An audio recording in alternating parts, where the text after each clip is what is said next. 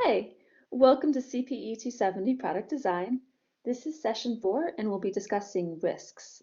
In particular, what we want to know in product design is what kind of uncertainty affects parameters in our design, the marketability of our design, and the total return on investment that we're looking at.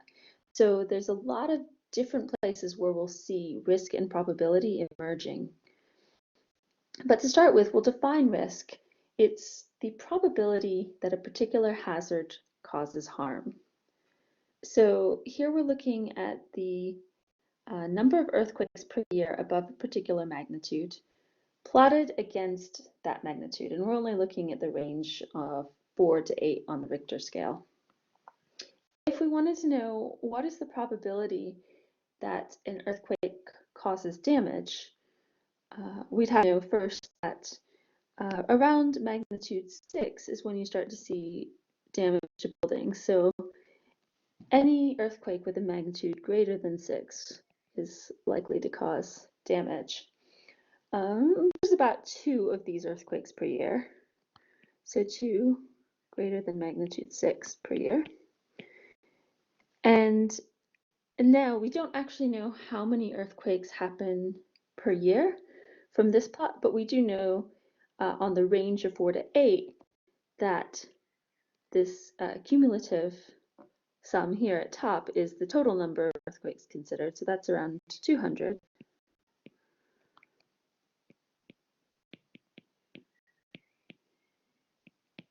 And so then the probability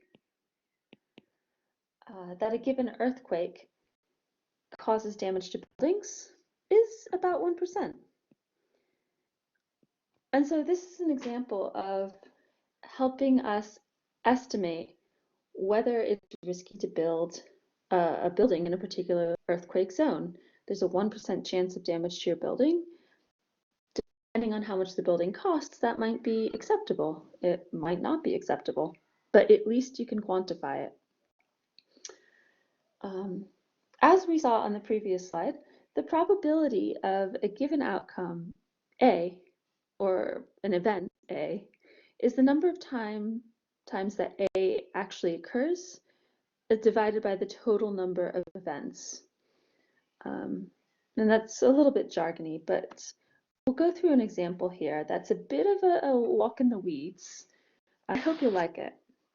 So the question is, what is the likelihood that a graduate engineer applying across the chemical product sector will get a job in the plastic subsector? And so we'll come back to this plot that we saw in our first lecture, showing the breakdown of jobs in the chemical manufacturing sector. And it is very tempting to look at this pie chart and you kind of just trust that the percentages will add up to 100%. I haven't checked. But it looks like your chances of getting a job in the plastic sector are about 22%, right? That sounds amazing. That would mean if you are graduating and you want a job in the plastic sector, send out about 5 applications and you will get the job you want. That's a little too good to be true. And it's because we've kind of neglected this conditional probability. So what we actually want to know in getting a job in the plastic sector is the probability, 1, that you get a job in the chemical sector. This is what we forgot about. And given that you get that job in the chemical sector, what's the probability that it's specifically in plastics? And so I think you remember looking at these conditional probabilities. And this is a classic statement for sort of an AND operator.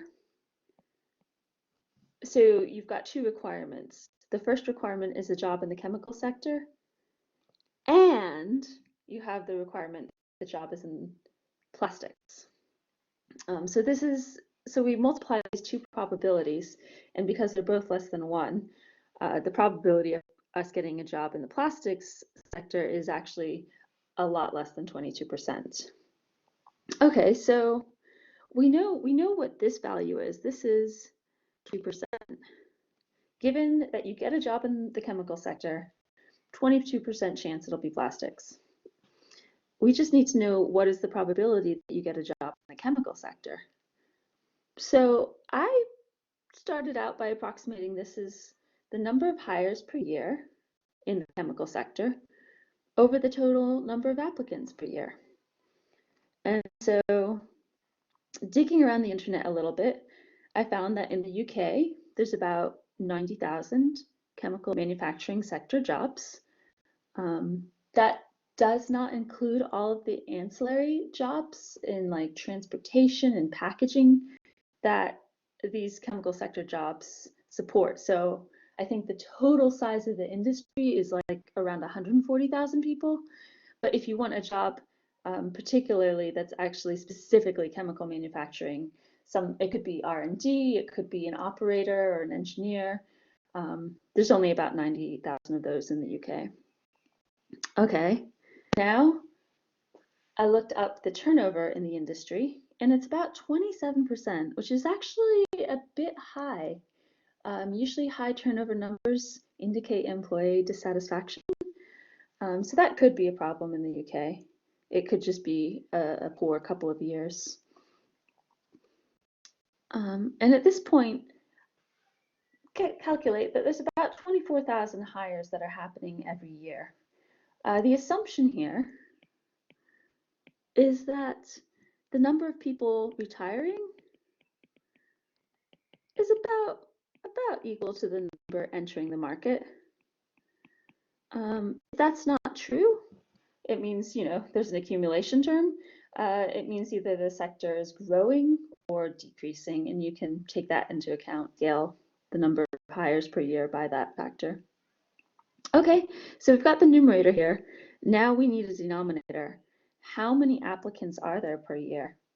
And this took a lot of creativity to get at, because the domestic applicants are probably, well, it's probably about 24,000 hires per year, because that's how many people are applying, maybe plus the 6% of people in the sector who are currently not employed. So that's the domestic number of people applying. But that's not a lot of people. It would make your chances of getting a job really high if that were the entire pool. Probably a large fraction of applicants are international. So I started thinking about the global sector. There's about 15 million people employed in chemical manufacturing globally. On average, the global average is about 13% turnover per year. And that would still be a really high number, and it doesn't quite make sense as the denominator. So I added this extra term. I found that about 7% of the workforce in manufacturing in general work abroad. So that you can argue that I should have subtracted the number of British people from this figure, but because it's such a big number, it doesn't actually have a large significance. So this is just a coarse estimation. It gives me about 140,000 applicants a year. All right, so now we can come back to the original question. What is the probability of getting a job in the plastics sector in the UK? It's about 4%. And that actually sounds pretty reasonable. If you really, really want a job in plastics, you're probably, on average, going to send out at least 20 applications to get that job. That sounds rough, doesn't it? I mean, the good news here is that about a 17% chance of getting a job in the chemical sector. So that's, that's a little more than 5 applications. That's pretty good. And I think a lot of people do tend to sit between about 5 and 20 applications. More is better. So there's a silver lining here, and that's or conditional probabilities. And this is the probability that you get job A or that you get job B. And maybe I wasn't clear here. This should have been like, I was trying to do the or operator. So the probability that you get job A or B is just the sum of those probabilities. So if you're a little flexible in the sector, you can add the probability of getting a job in the chemical sector to, say, the probability of getting a job in the automotive sector, and your overall chances improve.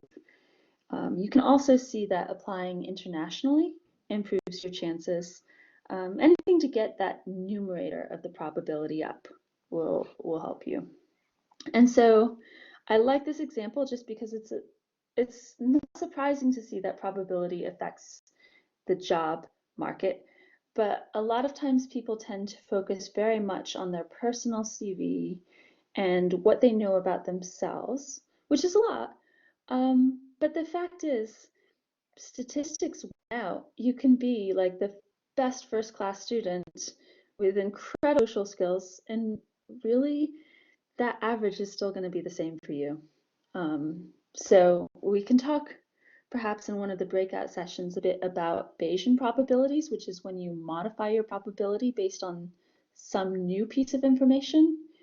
But in general, the base probability is what you should base your decisions on, particularly financial decisions, because financial decisions tend to elicit a lot of emotional responses that aren't helpful because it's not rational. All right, so coming to finances, which is a lot of what we want to consider in developing products.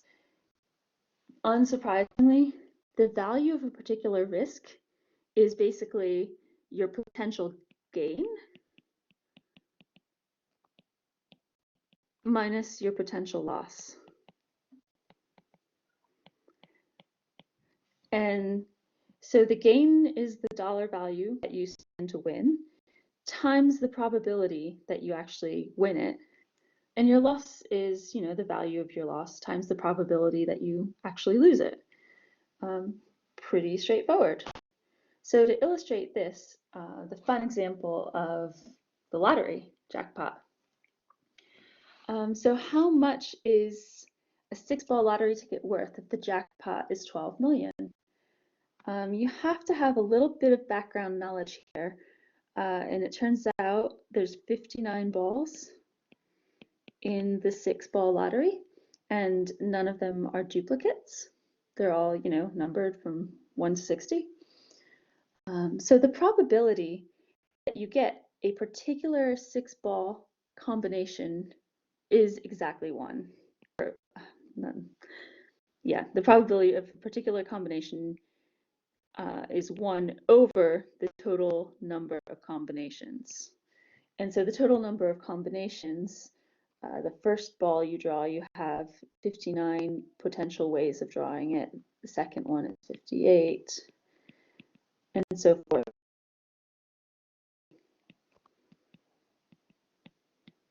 Up to the 6th ball.